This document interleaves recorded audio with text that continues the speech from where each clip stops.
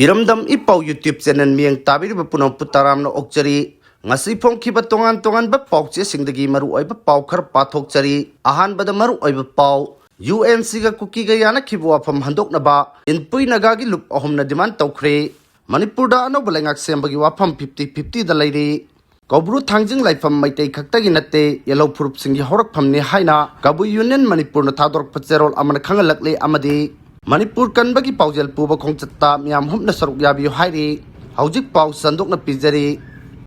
UNC ga Kukiga Yannakhiba Wafam Handokkadabani lup AHUMNA demand tawkhre KNO na thagalakli Inpui Naga gi khul Kukigi malhan bamong da thador khiba warol adugi matangda United Naga Council UNC na mapung phana sengdorkadabani HAINA lup AHUMNA taksin khre All Inpui Students Union Inpui Naga Youth Organization amasung Inpui Naga Women's Union na UNC gi President da pisin khiba cheron amada hai Kuki NP Manipur amadi UNC na January 18 ta thador khiba joint statement adu parubada angakpa poi Naga singi apex body ama oiriba UNC ke songlung village bu Kuki singi khul oina sakhangbagi maungda thador khiba cherol aduna jamamna ba pohle mafam aduda ke songlung koba khul amata laite lenga ke record ta suyaude kumja lising ani taraga tereta Inpui gi lamda farmhouse ani khak sakhi Tanpoimon area da farmhouse ani sakhi badu customary loan natraga historical gi oiba maungda khul oina sakhangba laite state lengang da sukhunni haina lokthokhiba laite UNC amasung Kim gi joint statement aduna miyamda chamamnaba pohalle haina palladuna cherol asina hai achumbada yumpham oidaba amasung kanglup kodimakna yaninggadaba maungda thabak packet kadabani UNC na lam amadi right ka mari lainaba hiram singda haksinna lobaga loinana tarai na thabak tawroidabani ke songlong bu Kuki khul ama oina sakhangbagi maungda thador khiba joint statement adugi matangda miyam gi chamamnaba kohanaba UNC na mapung phana sengdor kadabani Mari lainaba tribe amadi lam mapuga tanaramba tawdana nagagi lam Kuki na claim torokpada achumba malhannabagi maungda thadorkiba cherol adugi matangda marik chumbu wafam phongdoktuna chamannaba kohangadabani hairi Amaromda Jelengrong United Front Kamson gi kangbuna ke songlong village mai tharambadagi thoroklibu wathok asigi matangda matam chana miyeng changlakpagi damak GPRNN gi ato kilonsar amadi NNPG gi convener N Kitobi Jimomi bu Kuki National Organization KNO na agat pa phongdokre KNO gi president PS Haukipna N Kitobi Jimomi da thakiba cherol amada hai Sahi ani makai hena thorkiba kanglukpi irang namaram oiraga mipaiba poklaba miyam gi punging phathanabagi damal NSCN na lokhalakliba thorang adu singthaningai ni nungsi chanana hingminaba haiba NNP gi wakhalon bu ikai khumnaba uli hairi Manipur da anoba lenga coming soon 50-50 da leiri lengak semagi matangda Kuki MLA kharga Amit Sahaga Guwahati da unarba yai Cinema hall singda coming soon HAINA screen da tharamlaga film adu kappasu yaukhi kaptabasu yaukhi bagom Manipur da anoba lengak coming soon 50-50 da leiri lengak ama seman bayabagi matamsu tha makhai amarom tamangai silakpaga loinana Manipur gi miyam marakta su lengak soidana semgani HAINA basu yawi aduga semlaroi house dissolve tawkhragani HAINA basu yawi Marak asida MLA singsu lengak sembagi matang asi party gi high command amasung Central leaders singi khutta laikibana makhoi su karimata khangba ngamdabadagi thar hullaga leinari adom oinamba hojik phawbagi oina February amada parliament ta puthokadaba budget ta Manipur gi tokhaiba budget ama puthoknabagi wafam yaudri masi hektamak hapchilakpa suyai mathong khangba ngamdri karigumba budget puthokpa asida yaroktragadi popular government ama February gi ahanba chayolda leiraba ya haina panaba suyawi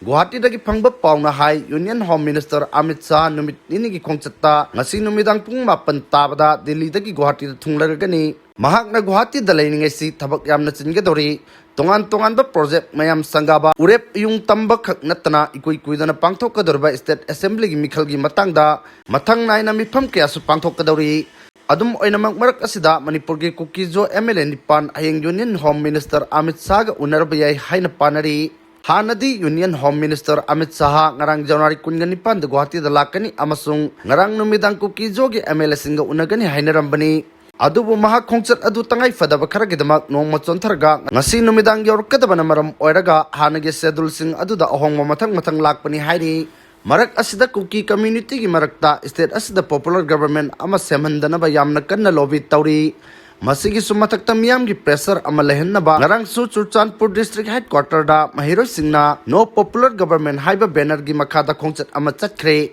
Central government na hanjin hanjin Kukisingi oiba separate administration natraga union territory semba oithokloi haina phongdokkhrabasu makhoi demand hojik phawbo hongdokpa leitri lengak seman danabagi pandamda state asida nongmai yauna bomb top captain bagi lan amuk horkadra haibagi singnaba lei masina Manipur da ing tappa hanjilaktri haibagi message ama pihananaba kuki khulai paiba kangbu kharna su yamna kanna honari Maitai singi oinadi Manipur da popular government ama lairaba matam khaktada state asida tangdu laitaba pura hanbangam gani haina thajana baga loinana lengak semba ngainari Gobru thangjing laifam maitai khaktagi natte yellow phurup singi horok phamne haina Kabui Union Manipur na thadorak patserol amana hairi ningsingba thoktraba matamdagi aikhoigi ipa ipusinga sagon aduna lakraba tatna thanaba yadraba Gobru amadi thangjingi khubam asi maitai khaktagi oina kuki singna uribasi aran mane Kukiga Eramdam sigi alhomi nattabana horak ngi puari kedangoi de sukhangloi haina Kabui Union Manipur gi president Dr. HAIKHRE kabui na thadrok patserol amana hairi zerol asina makhatana hai Gobru amasung thangjing gi laifam da lai khurumbada ayat akai pibasi lamdam sigi along mising da singna bani lori da bagi maram laite thangjing chingda kabui salang mai bana lairamba tingpui khun tarambagi wari amadi Gobru chingda kabui singna khundaramba kabui long kabui wan chingbagi wari puari ka sagona duna lakli Moirang Kanglai ronda kabui tomba kabui salang mai bagi nungsiraba ibudau thangjing da tatna thanaba yadraba puari kyamyamna khangnari miramdagi haijilaklaga Eramdam si muthatnaba honaribasing asidagi aikhoi punamakna section minaba mathau tai natragadi khunai si mutkhiba yai hairi anauba lengak semlakpada NPF na angamba thakta mateng pangani hairi Manipur da BJP ge lengak lakpadagi NPF da mapung phana sagutuna lakli makhata na su chatminnaduna athuba matamda BJP ge lenga am laklagani haibagi thajabal lei center gi maikai dagi anauba lengak semlakpa matamda NPF ki maikai dagi angamba thakta mateng pangani haina Mau Assembly constituency gi MLA Losi dikhona phongdokre Sandel Christian Village da pangthokpa anal naga students union Anal lenron tangpigi kuntrangani pan suba general conference da wafam asi phongdokhibani mahakna makhatana hai mipum khudimangna ban amadi blockade sagut panate adumakpu kanagumba mioi amana supur maselgi marakta charangnaba amadi wakalon tinadanaba honabadi tahonningde